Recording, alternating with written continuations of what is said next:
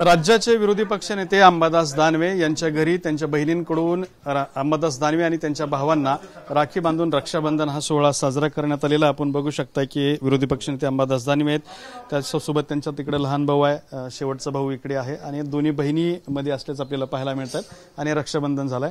दादा, हा वर्षानुवर्षे चालत येणारा रक्षाबंधन विरोधी पक्षनेते झाल्यानंतर काही यातलं वेगळेपण नाही. मला याच्यात या नात्यात काही वेगळे पण नको. मग तो विरोधी पक्षनेता मी असो नाही तर नसो, आमदार असो नाही तर नसो, मला वाटतं हे नात्याचा सण असतो. त्याच्यामुळे याच्यात काही राजकीय काही याचा काही कधीच संबंध आलेला नाही आणि येणार पण नाही कधीच.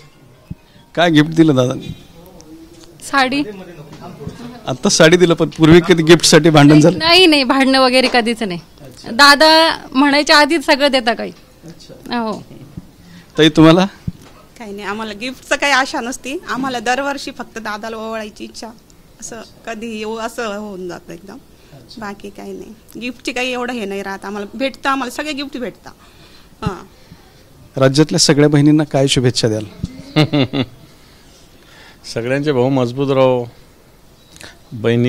भावाचं बहिणीचं नातं सातत्यानं फक्त 1,500 रुपयापर्यंत राहू नये एवढंच. नक्कीच पुन्हा एकदा राज्य सरकारला अंबादास दानवे यांनी टोमणा मारलेला आहे की बहिणी भावाचं नातं हे फक्त 1,500 पुरतं असू नये. कॅमेरामन हर्षल निकम सोबत दत्ता कानवटे, TV9 मराठी, छत्रपती संभाजीनगर.